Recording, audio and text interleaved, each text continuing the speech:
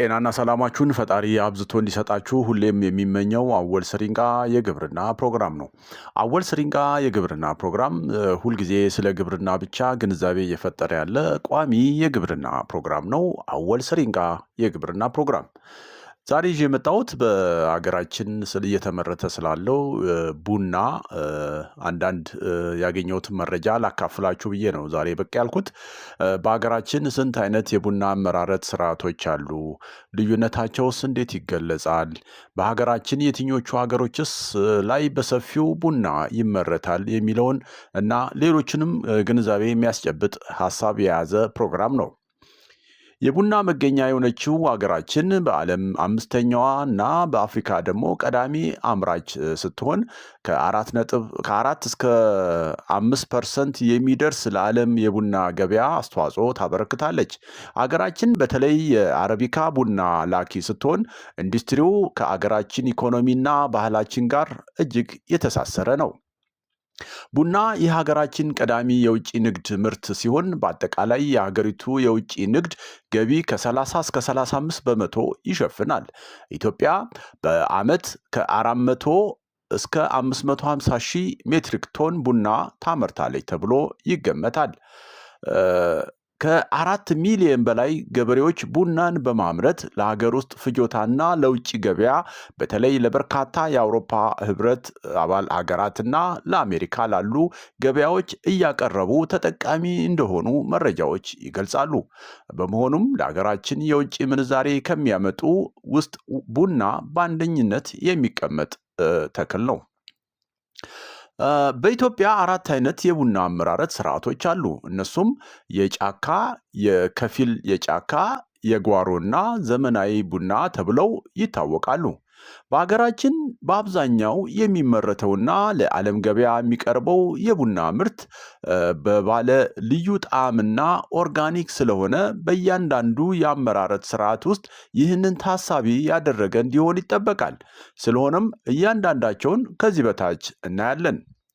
የጫካ ቡና የጫካ ቡና በተፈጥሮና በወፍ ዘራሽ በቅሎ የሚገኝ ቡና ሲሆን የአመራረቱ ስርዓት ምንም አይነት እንክብካቤና ጥበቃ የማይደረግለት ነው።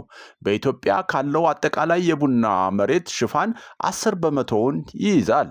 የጥላ ዛፍ ሽፋኑ ከ80% በላይ ሲሆን ምርታማነቱ ከ2 እስከ 2.5 ኩንታል በሄክታር ያልበለጠ ነው።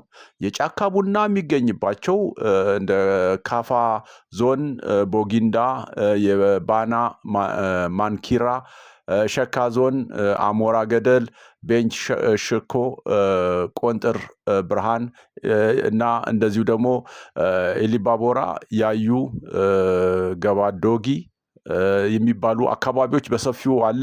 እንደ ጅማ፣ በለጠ ጌራ፣ ቄለም ወለጋ ዞን እንደዚሁ ጋምቤላም አካባቢ እንዳለ መረጃዎች ይገልጻሉ። ሁለተኛው ከፊል ጫካ ቡና ነው። ከፊል የጫካ ቡና መጠነኛ የእንክብካቤ ስራዎች ማለትም የአረም ቁጥጥር፣ ችግኝ ተከላና አንዳንድ እንክብካቤ የሚደረግለት ሲሆን ይሄ የቡና አመራር ስርዓት ነው። በተወሰነ ደረጃ ከጫካ ቡናው በተወሰነ ደረጃ እንክብካቤ የሚደረግለት ነው። የቡና ጥላ ዛፍ ሽፋኑ ከ50 እስከ 80% ይገመታል።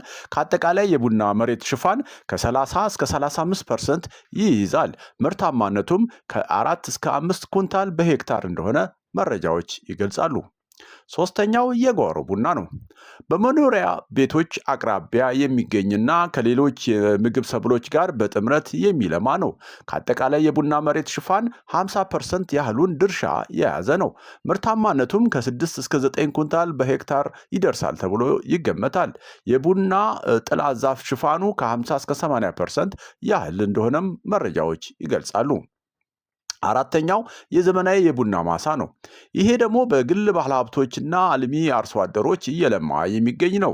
የተወሰኑ ባለሀብቶች ከጥላ ዛፍ ውጪና ከፍተኛ ግብዓት በመጠቀም ያለማሉ። የተሻሻሉ የምርታማነት ማሳደጊያና ጥራት ማሻሻያ ስራዎችም የሚደረግለት ነው። የመሬት ሽፋኑ ድርሻው 8 በመቶ ያህል ሲሆን ምርታማነቱ ከ10 እስከ 12 ኩንታል በሄክታር እንደሆነ መረጃዎች ይገልጻሉ። ይህን ካልኩኝ ከዚህ በታች ደግሞ በሀገራችን የትኞቹ ሀገሮች ላይ በሰፊው ይመረታል የሚለውን ደግሞ እንይ።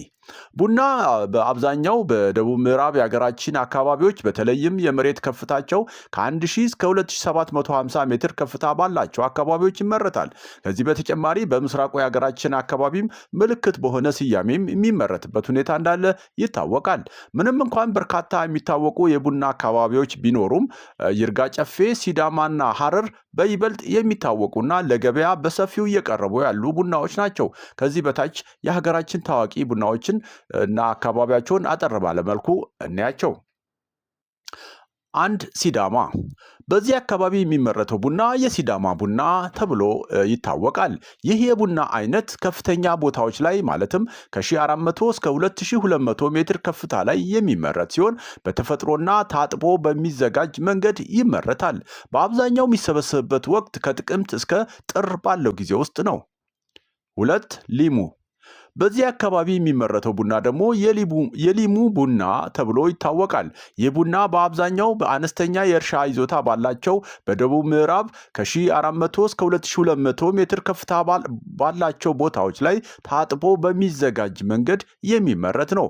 በአብዛኛው የሚሰበሰብበት ወቅት ከህዳር እስከ ጥር ባለው ጊዜ ውስጥ ነው። ጅማ። በዚህ አካባቢ የሚመረተው ቡና ደግሞ የጅማ ቡና ተብሎ ይታወቃል። የጅማ ቡና የሚመረትበት አካባቢ በሀገራችን ከሁሉ በሚልቅ ደረጃ የሚመረትበት አካባቢ ነው። የጅማ ቡና ከ1400 እስከ 2000 ሜትር ባለው ከፍታ በሰፊው ይመረታል። በአብዛኛው የሚሰበሰብበት ወቅት ከህዳር እስከ ጥር ባለው ጊዜ ውስጥ ነው። ለቀምት እና ጊምቢ። እነዚህ ሁለት ከተሞች የሚገኙት በሰሜን ምዕራብ የሀገራችን አቅጣጫ ሲሆን በመሃላቸው የ100 ኪሎ ሜትር ርቀት አላቸው። በሁለቱም የሚመረተውን ቡና አንዳንዴ ሁለቱንም ስም በአንዴ ይጠቀማሉ፣ አንዳንዴ ደግሞ ለየብቻቸው ስማቸው ይጻፋል። ሁለቱም ጋር ቡናው የሚዘጋጀው የታጠበና ያልታጠበ ተብሎ ነው። ቡናው የሚመረትበት ከፍታ ደግሞ ከ1500 እስከ 2100 ሜትር ከፍታ እንደሆነ መረጃዎች ይገልጻሉ። አብዛኛው የሚሰበሰበው ደግሞ ከዚህ አካባቢ ከየካቲት እስከ ሚያዝያ ባለው ወቅት ውስጥ ነው። ሐረር። በዚህ አካባቢ የሚመረተው ቡና ደግሞ የሐረር ቡና ይባላል። ስያሜው ልክ እንደ ይርጋ ጨፌና ሲዳማ ቡና ትልቅ የንግድ ምልክት እንደሆነ ይታወቃል። ሐረር ቀደምት ቡና የሚመረትባት አካባቢ ነች። ከዚህ ባሻገር በዙሪያዋ ባሉ አካባቢዎችም በሰፊው ይመረታል። ሆኖም ተጨማሪ የመስኖ አገልግሎት ይፈልጋሉ። በአብዛኛው ከ1500 እስከ 2100 ሜትር ከፍታ ባላቸው አካባቢዎች ይመረታል። የሚሰበሰብበት ወቅት ደግሞ ከጥቅምት እስከ የካቲት ባለው ወቅት ውስጥ ነው። ይርጋ ጨፌ። በዚህ አካባቢ የሚመረተው ቡና ደግሞ የይርጋ ጨፌ ቡና ይባላል። ቡናው ሲመረት የሚዘጋጀው የታጠበና ያልታጠበ በሚለው መንገድ ነው። የሚመረትበት ከፍታ ደግሞ ከ1750 እስከ 2200 ሜትር ከፍታ ሲሆን በአብዛኛው የሚሰበሰበው ከጥቅምት እስከ ጥር ባለው ወቅት ውስጥ ነው። ዛሬ እንግዲህ ስለ ቡና በተለይ ደግሞ የሀገራችን በጣም ታዋቂ የሆኑ የቡና አምራች አካባቢዎችና የሚያመርቷቸውን የቡና ስያሜዎችንም ጭምር የሐረር ቡና፣ ይርጋ ጨፌ፣ የሲዳማ እነዚህ በጣም ብራንድድ የሆኑ ስም ናቸው ለቡናን ለማምረት ማለት ነው። እና ይህንና ሌሎችንም እንደዚሁ በቡና ዙሪያ ያገኘሁት መረጃ ዛሬ ላካፍላችሁ ነው ብቅ ያልኩት። አወል ስሪንቃ የግብርና ፕሮግራም እንግዲህ ስለ ግብርና ብቻ በሀገራችን የሚደረጉ የተለያዩ በግብርና ላይ የሚሰሩ እንደዚሁም ደግሞ ምርትና ምርታማነታቸውን ከፍ ሊያደርጉ የሚችሉ የተለያዩ ግንዛቤ የሚያስጨበጡ ፕሮግራሞችን እያቀረበ እንደሆነ ይታወቃል። በቀጣይም እንግዲህ በሌላ ሀሳብ ደግሞ እንደዚሁ መለሳለሁ። አወል ስሪንቃ የግብርና ፕሮግራም እንደተለመደው ለሀገራችን ሰላም ይመኛል። ቻው።